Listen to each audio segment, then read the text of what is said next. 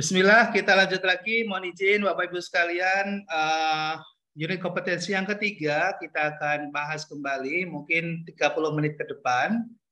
Mudah-mudahan bisa, walaupun materinya terlalu padat ini karena terkait dengan analisis kualitatif dan analisis kuantitatif, tapi kita mungkin akan lebih fokus pada unit knowledge-nya dulu ya, sebelum ke kuantitatif, pendekatan kuantitatif. Baik Bapak Ibu sekalian, ini merupakan salah satu unit kompetensi yang ketiga dari proses pelaksanaan pinjaman. Jadi yang pertama tadi kembali kita remind bagaimana menyusun kebijakan dan strategi, gitu ya. Bagaimana menyusun kebijakan dan strategi pinjaman, gitu ya. Ketika kita sudah bisa mendesain manual produknya, kemudian kita mendesain bagaimana cara melakukan delivery ke sasaran segmen yang kita mau tuju, gitu ya. Lalu bagaimana kita melakukan permohonan, ya, analisis permohonan kredit, ya. Kemudian sekarang menganalisanya, ya. Sekarang kita menganalisanya. Nah, menganalisa ini tentunya sebagai salah satu bagian dari proses ilmiah sebetulnya. Jadi perlu ada data, ya. Jadi dalam analisis itu selalu ada data yang kita analisa, gitu. Kemudian ada proses analisis, ya. Kemudian ada output atau kesimpulan atau hasil. Jadi hasil itu yang akan nanti menjadi rekomendasi bagi pihak terkait yang membutuhkan tentunya bagi manajemen dalam proses pengambilan keputusan untuk melanjutkan apakah yang dianalisa objeknya itu eligible atau tidak, kemudian visible atau tidak, layak atau tidak, gitu ya. Nah, untuk bisa melakukan itu, maka sebetulnya seperti halnya kita melakukan dalam proses ilmiah yang lain, aktivitas ilmiah yang lain. Jadi untuk melakukan collecting data, ada cara untuk bisa mengkoleksi atau mengumpulkan data. Gimana teknik untuk mengumpulkan data? Ya banyak strategi nanti yang akan kita bisa coba expose, gitu ya. Dari mulai melakukan secara analisis sekunder, data-data yang kita bisa kumpulkan lewat berbagai sumber tidak langsung dari sasaran yang kita mau analisa, bisa berbagai media yang bisa kita gunakan untuk menarik data itu, gitu ya. Lalu dilakukan bisa secara langsung ke dalam data primer, ya, ke sumber primernya, itu orangnya. Melalui apa? Melalui sebuah interview, ya, melalui sebuah interview. Walaupun sekarang metode sumber primer itu sudah mulai ditinggalkan dengan adanya digitalisasi, ya kan? Karena apa? Karena kita bisa menarik data melalui berbagai sumber yang terhubung, ya, dengan sumber-sumber big data, sehingga relatively lebih cepat, kemudian terkadang lebih akurat karena tidak bisa dibohongin, gitu ya. Karena kalau di interview kan kadang bisa orang bicara tidak apa adanya, gitu ya. Sehingga ketika kita mendapat data langsung dari sumbernya, terkadang kita bisa terkelabui karena ternyata apa yang disampaikan itu tidak benar atau bohong, gitu. Tapi kalau berdasarkan dari big data yang merupakan data empiris dari skala behavior, perilaku yang sudah dilakukan oleh calon customer kita, bisa terungkap apa adanya, gitu. Itulah yang kemudian dilakukan namanya credit scoring, ya, credit scoring yang berbasis pada data sekunder. Oke, ya. Jadi ada berbeda perkembangan memang. Kalau dulu ketika bicara tentang data yang paling akurat adalah data-data primer. Tapi sekarang ada perubahan behavior, gitu ya. Jadi ternyata data-data yang justru lebih bisa dipercaya adalah data-data sekunder, tapi melalui sebuah proses collecting berbasis pada digital. Oke lah, itu mungkin kita bisa bahas lain kesempatan, ya. Bagaimana big data bekerja, ya, melalui big data analytics, gitu ya. Kemudian bagaimana kita bisa membaca data itu dan menerjemahkan serta bisa kita gunakan dalam proses bisnis kita. Oke, tapi itu saya kira ada kesempatan lain. Nah, Bapak Ibu sekalian, di dalam pendekatan konvensional, di dalam pendekatan tradisional, kita coba pelajari, ya coba kita, karena ini nanti yang pasti menjadi dasar rujukan bagi unit kompetensi yang ada di SKKNI kita. Jadi masih menggunakan cara-cara lama, ya cara-cara lama. Jadi belum ada perubahan di dalam standar kompetensi kita, belum ada perubahan. Masih menggunakan rujukan pada cara kerja lama, yaitu manual, ya manual. Jadi kalau bicara tentang pengumpulan data juga masih pendekatan manual, gitu ya.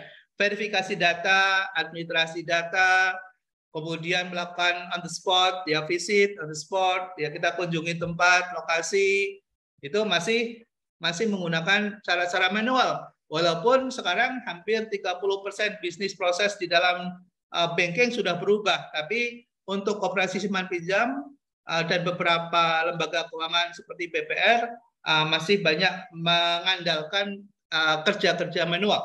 Ya, makanya di dalam unit kompetensi yang saat ini ada rujukannya juga belum berubah juga, jadi masih relevan lah ya, walaupun mungkin ini sebetulnya sudah nggak update lagi.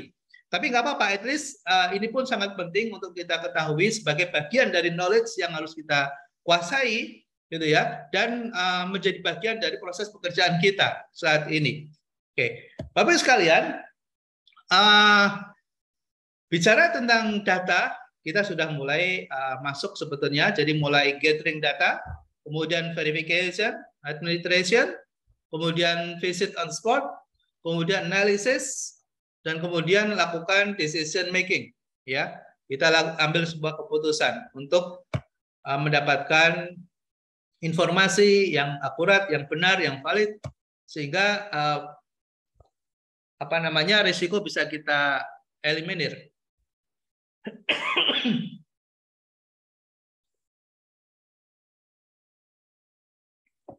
Nah, tujuan dari analisis itu apa? Analisis kredit itu. Analisis tujuannya adalah untuk memberikan gambaran profil risiko dari calon debitur ya.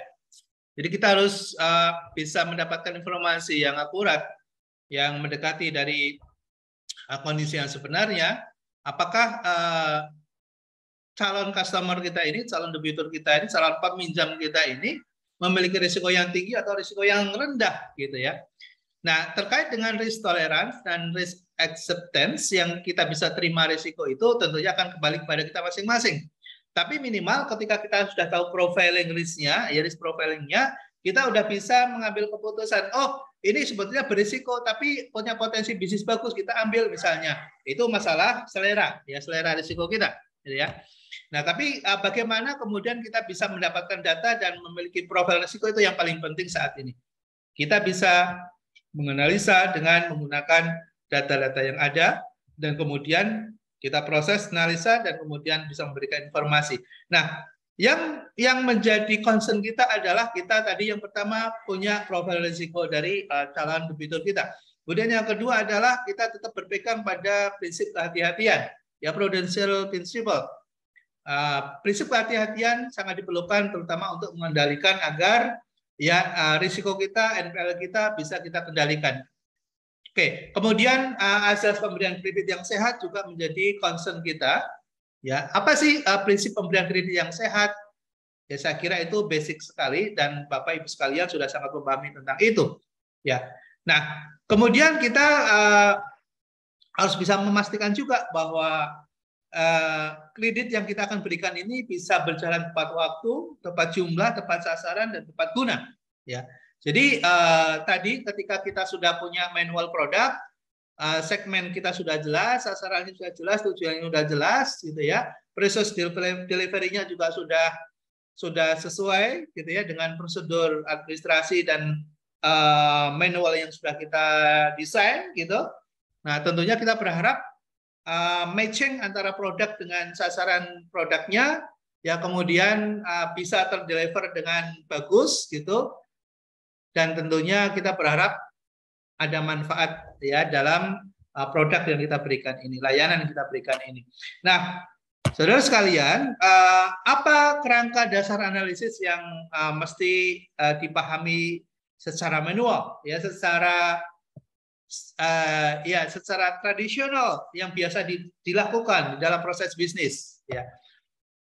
Yang pertama kita harus pastikan dulu ya mengenai identitas dari calon customer, ya kebenaran dari calon customer ini, mengenai dia posisi lokasi di mana, beralamat di mana, memiliki ID yang benar gitu ya, tidak palsu, kemudian juga dia memiliki tempat usaha, identitas lain yang diperlukan terkait dengan legalitas dari revenue yang dia dapatkan, ya pendapatan yang dia peroleh untuk membayar pinjaman kepada kita gitu ya, kita pastikan itu legal misalnya. Jadi identitas calon customer menjadi concern awal dalam melakukan proses eligibility kredit ya. Di awal harus pastikan eligible dulu sebelum bicara tentang visible. Jadi eligible dulu, kemudian yang kedua kita bicara tentang visible atau tidak ya. Jadi kegiatannya namanya eligibility process, yang kedua adalah feasibility study, ya. Bahasanya adalah seperti itu dalam konteks academics, gitu ya. Nah, untuk bisa memastikan bahwa calon customer kita itu memiliki identitas yang benar, dia orangnya legal, gitu, usahanya legal, ya. Nah, yang kedua adalah kita memastikan bahwa dia safe, ya, aman. Dia berhubungan dengan lembaga keuangan lain atau tidak. Nah, nanti di sinilah yang kemudian kita perlu ada supporting agents, ya. Ada lembaga lain yang mensupport kita informasinya, misalnya apa? Slik misalnya, ya, dari lembaga informasi keuangan, lembaga biro kredit misalnya, ya. Jadi di situ yang nanti akan membantu kita mendapatkan informasi. Makanya lembaga keuangan ini dia tidak bisa berdiri sendiri. Dia harus terkoneksi dengan lembaga lain untuk mendapatkan data, pasokan data yang memadai, gitu ya, sehingga dia bisa mengambil keputusan secara komprehensif, mendapatkan informasi secara komprehensif, gitu ya. Oke, nah baru kalau kita sudah gathering data, kita dapat data dari yang bersangkutan, kita collect data dari sumber-sumber lain, dari lembaga keuangan lain, dari lembaga-lembaga lain yang mensupport kita, lalu kemudian baru kita bisa menganalisa, ya, baru kita menganalisa. Analisa sering kita sebut 5C, gitu ya, pada umumnya 5C. Namun sekarang lebih populer dengan 6C, ya, 6C. Oke, jadi bicara tentang karakter, capacity, capital, condition of economics, kemudian bicara tentang cash flow, bicara tentang collateral. Nah, yang kemudian menjadi tambahan baru adalah cash flow. Ini terutama untuk sasaran yang segmen yang menyasar pada SME, ya, pada small and medium. Jadi lihat dari kemampuan, makanya kemudian sekarang yang berkembang adalah bisnis berbasis pada rantai pasokan, ya, rantai pasok atau value chain finance. Ini sekarang yang lagi booming bisnis modelnya, gitu ya. Jadi sekarang perusahaan-perusahaan pembiayaan, apakah bank berbasis perbankan ataukah lembaga keuangan lain, itu menyasar pada bisnis proses masuk kepada sistem rantai bisnisnya, ya. Nah, ini yang kita mungkin di para praktisi koperasi simpan pinjam tertinggal nih dengan lembaga keuangan lain, ya. Mereka bisa kasih pembiayaan jangka waktu pendek, ya, 3 hari, 4 hari, 7 hari, untuk melakukan menyelesaikan gap, ya, gap apa?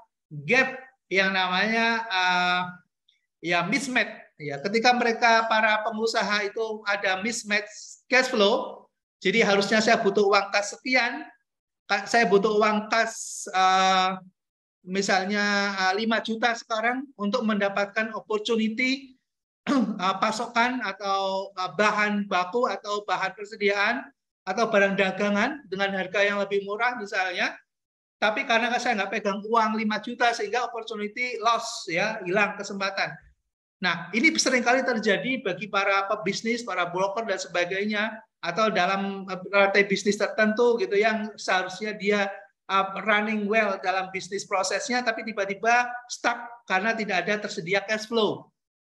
Nah, ini lembaga keuangan mulai melirik rantai pasokan ini, ya, rantai pasokan ini, dan sekarang sudah mulai bekerja secara efektif, memberikan pinjaman cuma 3 hari, 5 hari, 7 hari. Sehingga apa yang terjadi? Yang terjadi adalah naiknya outstanding pembiayaan, NPL-nya sangat rendah. Kenapa? Karena dia cuma 7 hari saja, gitu ya, 7 hari, sehingga tidak masuk ke PPAP, tidak masuk ke cadangan, ya, CKPN-nya tidak masuk, ya, penyisihan aktiva, ya, penghapusan aktiva produktifnya, ya, itu tidak masuk, ya, sehingga apa?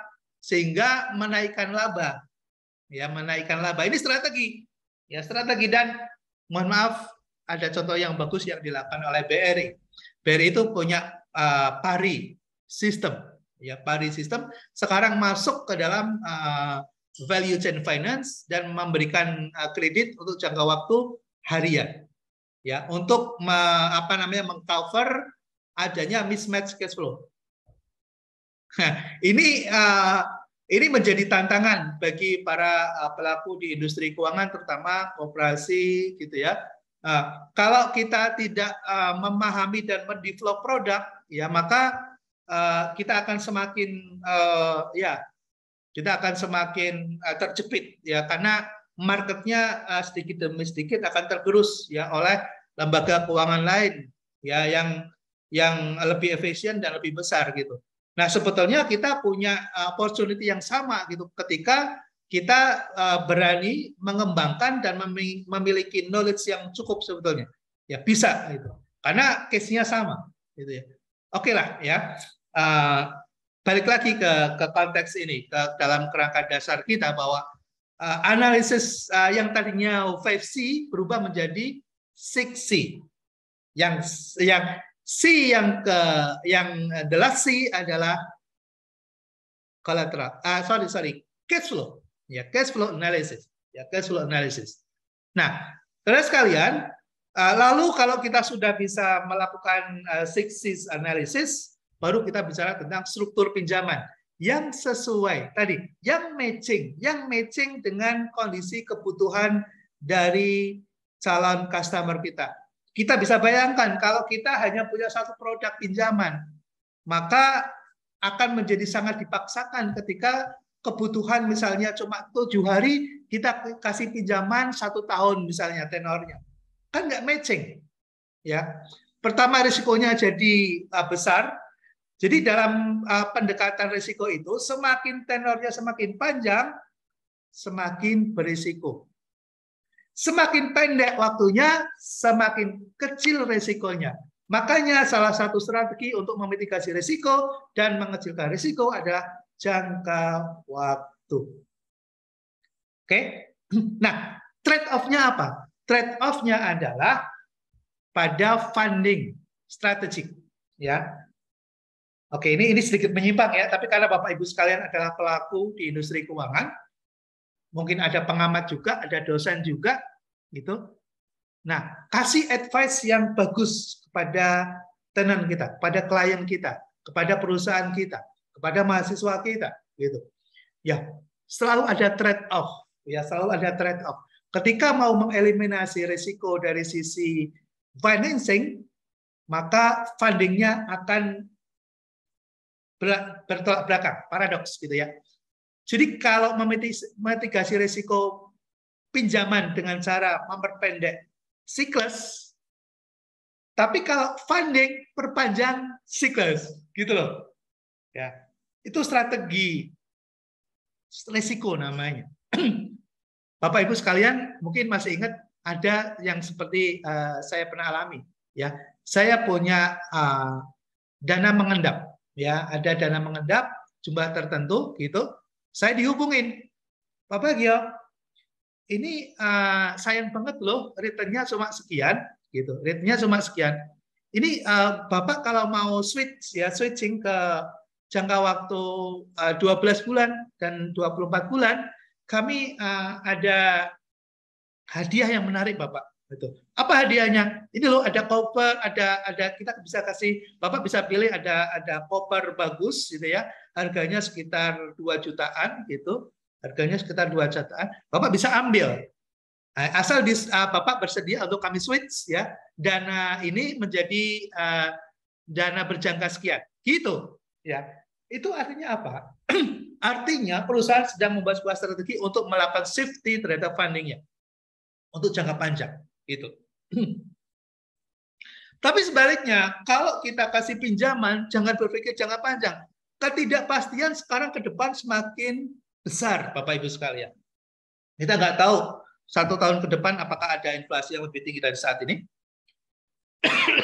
Apakah terjadi krisis moneter nanti? Akan muncul, kita nggak tahu semua. Makanya yang paling safe adalah ketika kita deliver melepas dana jangka waktu yang pendek sekarang, karena kondisi tidak pasti. Oke, ini bicara lain lagi ya, ini di luar ini. Tapi Bapak Ibu karena sebagai tadi ada konsultan, ada sebagai analis, itu ini sangat penting untuk diketahui. Ini kalau saya ngomong semangat banget nih, mohon maaf, mohon izin.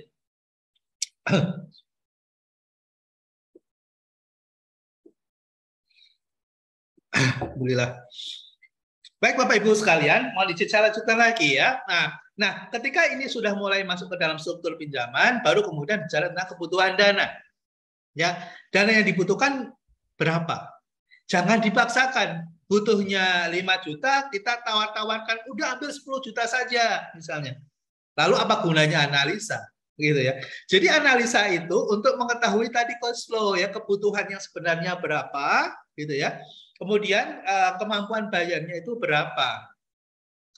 Lalu kita tawarkan sesuai dengan kebutuhan. Jadi jangan sampai kemudian kita sudah membuat capek-capek menganalisa, tiba-tiba misalnya karena manajernya teman dekat calon klien kita gitu ya, lalu misalnya udah ambil 10 juta nggak apa-apa misalnya. Nah ya, jadi apa yang sudah dilakukan oleh analis kita menjadi sia-sia gitu. Jadi kita harus komitmen, harus konsisten gitu ya, dengan hasil analisis yang dilakukan. Agar apa? Agar aman kredit kita, pinjaman kita, pembiayaan kita aman, matching, sesuai dengan kemampuan dan sesuai dengan kebutuhan. Itu yang paling penting. Jadi analisis itu sebetulnya ada 2. Yang paling penting di luar yang ketiga, yang tentang keamanan, ya safety. Jadi tentang berapa sebetulnya kebutuhannya, kemudian yang kedua adalah kemampuannya, baru bicara tentang keamanannya. Oke, jadi ada 3 itu. Ya, 3 itu yang menjadi concern dalam analisis ini. Yang mau kita hitung, yang mau kita perhatikan itu pada 3 poin itu. Ya, oke. Nah, kalau kita sudah tahu kebutuhan, baru kemudian kita menentukan rate-nya. Nah, rate bagi lembaga-lembaga tertentu, makanya tadi kalau Bapak Ibu sekalian lihat di desain produk yang ada di bank yang kita sebutkan tadi, saya nggak sebut banknya gitu ya. Tadi kan sudah contoh gitu, ada contoh tadi. Itu kan dia punya rate yang berbeda, ya punya rate yang berbeda. Dan sekarang sudah dikaitkan dengan risk profile-nya sekarang. Jadi dengan produk yang sama, risk profile-nya berbeda, rate-nya berbeda Bapak Ibu sekalian. Semakin risk-nya semakin naik, maka rate-nya juga akan semakin naik. Maka jangka waktu, rate-nya itu sangat menentukan dari hasil analisis yang kita lakukan. Oke. Nah, baru kemudian kita usulkan hasilnya kepada komite kredit atau komite pinjaman kita. Oke. Nah, Bapak Ibu sekalian, tadi kita bicara tentang 6C, ya. Tapi saya kira saya nggak perlu mengulas satu persatu. Ini sudah menjadi ya bahasan yang berulang-ulang dilakukan. Ya, saya hanya mengingatkan saja, gitu ya, hanya mengingatkan saja. Oke, ini sebetulnya ada latihan ya analisis, tapi dalam kesempatan ini sangat sulit ya karena mungkin juga ada yang sambil nyambi juga kita sekarang belajar, gitu ya. Ada yang sambil ngomong anak ini hari libur weekend gitu ya, ada yang sambil nyupir mungkin ya kan, nggak mungkin kita akan concern ke sini, jadi kita lewatin saja ya. Nanti kalau ada kesempatan offline kita bisa kupas ya kasus, kemudian kita gimana melakukan analisis, lalu kemudian kita ambil sebuah keputusan yang benar sesuai dengan kondisi yang ada. Oke, kita lewatin saja Bapak Ibu sekalian. Mungkin karena ini kita lebih pada knowledge ya, kalau skill karena kita butuh latihan kalau skill ya. Jadi kita stressing kita pada kesempatan ini kita ingin lebih kepada bagaimana mengembangkan pengetahuan kita. Oke, Bapak Ibu sekalian, bagaimana menganalisa kredit yang baik itu, gitu ya. Yang pertama adalah mengetahui detail jenis bidang usaha, karakter calon debitur kita, ya, mengetahui tentang historical, mengetahui tentang permohonannya, mengetahui tentang dokumen apa saja yang dibutuhkan, mengetahui tentang analisa, ya, kemudian mengetahui cara analisa coverage jaminan kita, ya, kemudian mengetahui tingkat kompetisi bisnisnya, mengetahui kondisi makro kita. Wah, ini kadang-kadang yang kita sangat tidak aware dan kurang ada knowledge juga terkait dengan kondisi makro, Bapak Ibu sekalian. Misalnya contoh sederhana, misalnya beberapa waktu yang lalu sebelum terjadi adanya pandemik, misalnya sebelum adanya kondisi yang memburuk, misalnya ya teman-teman misalnya di KSP kita ikut latah ya ketika ada yang berhasil masuk ke sektor properti misalnya, ya, lalu ikut-ikutan gitu ya, mendirikan hotel gitu ya, koperasi mendirikan hotel, kemudian bisnis di armada transportasi, ya, beli truk gitu ya dan sebagainya gitu. Dan itu bukan pembiayaan, tapi melakukan akuisisi bisnis sendiri misalnya. Padahal core bisnis kita adalah di bidang finance, ya. Nah, ini kadang tidak paham kondisi makro gitu ya. Ketika kondisi makro berubah, mitigasi risikonya berbeda antara bisnis real dengan bisnis keuangan, ya. Apalagi kemudian teman-teman juga yang kemudian ikut latah memberikan pembiayaan dalam jangka panjang di properti gitu ya. Yang biasanya koperasi simpan pinjam itu mendapat dana jangka pendek gitu ya, tiba-tiba dimasukkan ke dalam usaha jangka panjangnya, nggak matching dong, nggak matching gitu ya. Jadi kita narik dana deposito paling lama biasanya 1 tahun 2 tahun, paling lama 2 tahun 24 bulan gitu ya. Tiba-tiba dana yang di pool itu kemudian dirikan hotel, padahal hotel itu untuk jangka 5-10 tahun baru kemudian akan ada return yang layak gitu. Butuh jangka waktu yang lama. Masuk juga misalnya mendirikan properti perumahan, ya, real estate misalnya gitu ya. Dan itu butuh waktu tidak 2-3 tahun, bisa 5 tahun baru kemudian menghasilkan gitu. Nah, ketika kemudian pemilik dana anggota kita narik, ya dananya nggak ada. Apalagi kita belum memiliki sistem ekosistem yang mendukung, tidak ada bailout, tidak ada Apex gitu ya yang memberikan pengayoman terhadap liquidity mix. Ya, jadi ketika ada liquidity mismatch misalnya, nggak ada yang bisa membantu kita, ya, sehingga wajar kalau kemudian koperasi kita rentan terhadap kegagalan gitu. Pertama karena pemahaman yang tidak komprehensif ya terhadap strategi bisnis dan kondisi makro yang dibaca gitu ya. Kemudian yang kedua adalah tadi terkait ingin mendapatkan biasanya return yang ingin cepat besar gitu. Oke, Bapak Ibu sekalian, ini penting sebagai analis untuk memahami tentang bagaimana membaca sebuah data yang terkadang kita nggak bisa dapat. Maka ada strategi probing. Ya, ada yang baru mendengar istilah probing? Ya, ini istilah yang sudah sangat familiar di industri perbankan yang kita tarik gitu ya untuk kita bisa coba kenalkan kepada teman-teman di koperasi yang mungkin belum terlalu memahami tentang probing ini. Walaupun sudah dipraktekkan, saya yakin sudah dipraktekkan, tapi karena mungkin secara teori dan konsepnya belum terlalu didalami sehingga ya karena pengalaman saja ya, tapi basic knowledge-nya tidak pernah tersampaikan ya. Probing itu apa sih? Itu usaha atau langkah-langkah yang sistematis untuk mencari informasi tambahan ya dengan cara menggali informasi yang lebih mendalam baik fakta, data yang nanti dinilai penting dan relevan dalam mengambil suatu keputusan. Itu probing. Oke ya. Nah, mengapa perlu probing itu? Karena informasi yang dibutuhkan seringkali tidak tersedia. Misalnya laporan keuangan tidak tersedia. Lalu apa kemudian kita harus berhenti karena tidak ada laporan keuangan? Tidak juga. Gitu. Kalau kita lihat ada potensi yang bagus, kita harus cari cara yang lain. Gimana cari cara yang lain? Itu sebetulnya ada strategi. Ya, nanti mungkin dalam kesempatan ini kita nggak bisa sampai sedalam itu. Ya, mendapatkan informasi kredit yang sebenarnya berapa, informasi yang lengkap.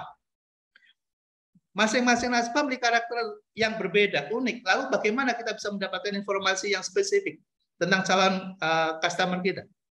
Kemudian diperlukan untuk memberikan prospek. Ya, gimana prospek usaha calon nasabah ini ke depan?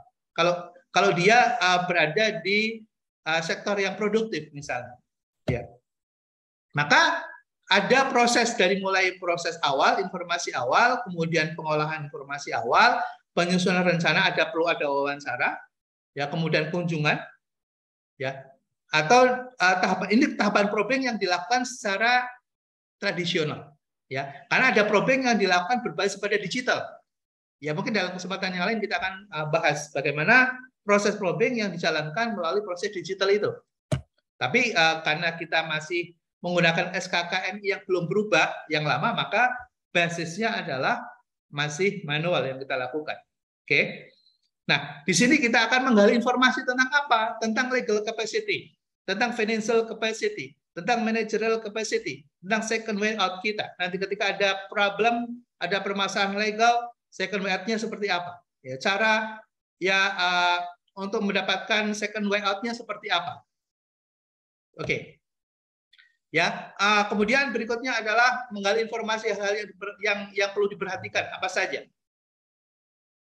Kalau kita melakukan menggali informasi, misalnya ada hal-hal yang perlu kita ketahui dan kita sadari. Yang misalnya kita nggak akan pernah bertanya memojokkan seseorang. Kita tidak seperti polisi yang melakukan interogasi misalnya. Ya, kita juga perlu ada suasana yang rileks, tapi kita bisa menggali informasi yang tidak pernah terungkap dari calon klien kita. Gimana itu bisa dilakukan misalnya. Nah, ini hal-hal yang terkait dengan probing tadi, itu yang dilakukan secara manual. Tapi lebih canggih lagi kalau berbasis pada digital. Ya, nanti mudah-mudahan saya ada kesempatan untuk melihatkan gimana cara mengambil data secara digital. Tapi kayaknya nggak mungkin nih waktunya. Oke ya, kemudian mengenal usaha nasabah. Ya, mengenal usaha nasabah. Nah, mengenal usaha nasabah ini kita harus mendalami nanti. Ya, ini ada agak sedikit advance ya. Jadi masuk ke dalam sektor usaha. Ya, yang berbasis pada agribisnis, pada advisory, pada mining, ya, pada manufaktur, gitu ya, trading, gitu. Kemudian masuk ke industri beverage, ya, food and beverage, kemudian masuk ke industri transportation, communication, trading house, real estate, property, yang masuk ke industri kesehatan, ke sosial, ke kuliner, ya, dan seterusnya gitu. Nah, saya kira pada kesempatan lain kita akan bisa dalami apa saja nasabah-nasabah yang bergerak di sektor pertanian, peternakan, lalu risikonya seperti apa, kemudian mitigasi risikonya seperti apa, gitu ya. Kemudian bagaimana kita membuat tailor-made terhadap produk pinjaman. Nah, ini sudah dijalankan oleh salah satu bank yang memang basisnya adalah mikro dan relatively cukup berhasil, gitu ya. Nah, saya kira tergantung kepada kita apakah kita masih monoton dengan cara-cara kerja kita, kemudian kita masih menggunakan basic instrumen yang sama untuk berbagai sektor yang berbeda, ini juga pilihan, ya. Saya kira lagi-lagi kompetensi untuk meningkatkan kapasitas kita agar industri kita bisa bertumbuh berkembang, ya, butuh knowledge, butuh skill up, ya. Dan kalau perlu kita lakukan standarisasi terhadap industri yang lain sehingga kita bisa mengikuti perkembangan yang ada, perubahan yang ada kita harus bisa ikuti. Kalau tidak, ya pada akhirnya kita harus memilih untuk tetap diam di tempat dan kemudian tergilas dengan perubahan yang ada, atau kita mencoba untuk memperbaiki. Saya kira itu pilihan dan akan kembali kepada kita masing-masing. Baik Bapak Ibu sekalian, saya kira demikian dari saya. Mudah-mudahan bermanfaat. Pada kesempatan lain kita akan bicara tentang analisis kualitatif, analisis kuantitatif secara teks, ya, dan secara praktek seperti apa.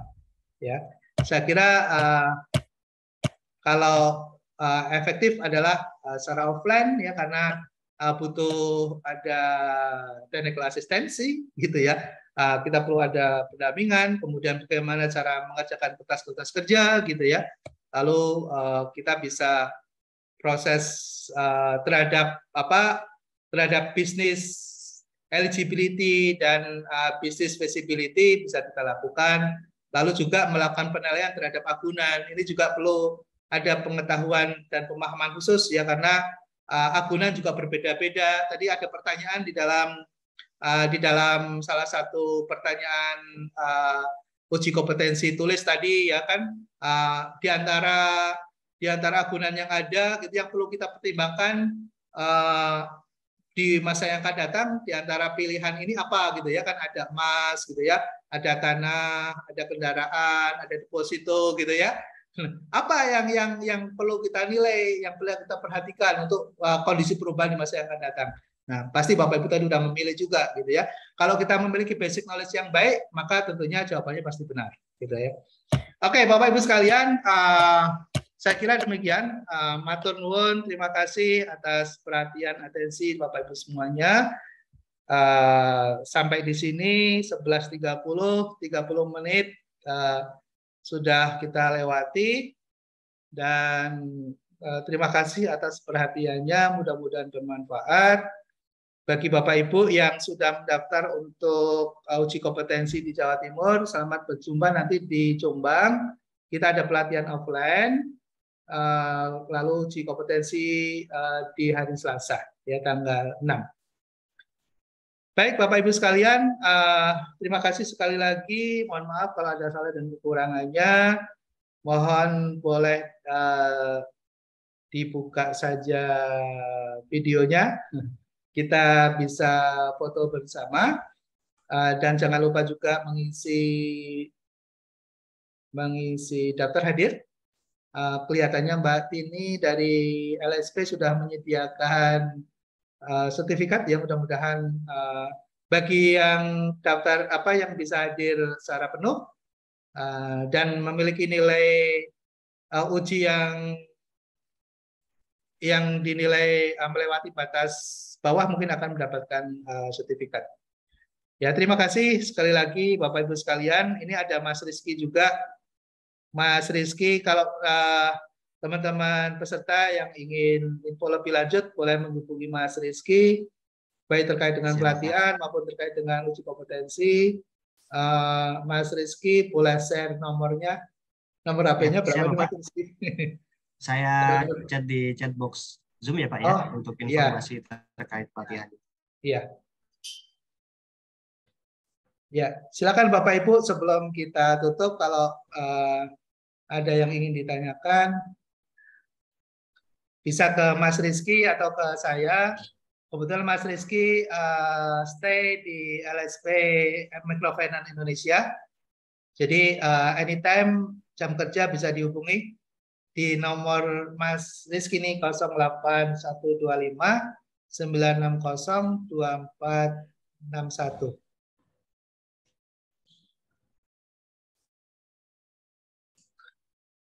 Baik, Bapak Ibu sekalian, kita bisa foto bersama dulu sebelum kita akhiri.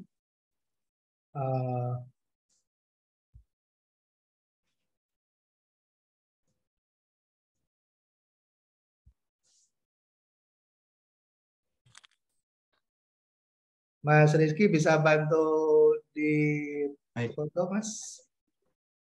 Ya, siap Bapak. Mohon izin Bapak Ibu bisa menyalakan kameranya. Oke, untuk layar yang pertama mari kita berfoto. 1, 2, 3. Oke. Untuk layar yang kedua 1, 2, 3. Oke, yang terakhir 1, 2, 3. Oke, terima kasih. Kompeten. Ya. Kompeten Mas. Salam kompeten. Oke, salam kompeten.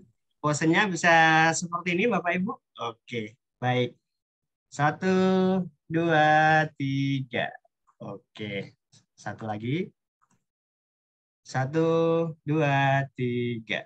Oke, terima kasih Bapak Ibu. Terima kasih Bapak Ibu sekalian. Mohon izin. Mohon maaf. Monggo. Terima kasih. Artinya selamat siang semuanya. Ada Mas Tony. Terima kasih Mas Tony. Terima dari kasih. PB. Mohon maaf ada salah kata kekurangannya. Hari Sabtu libur.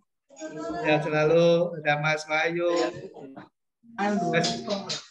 Mas Yudi, makasih Mas Yudi. Terima kasih. Terima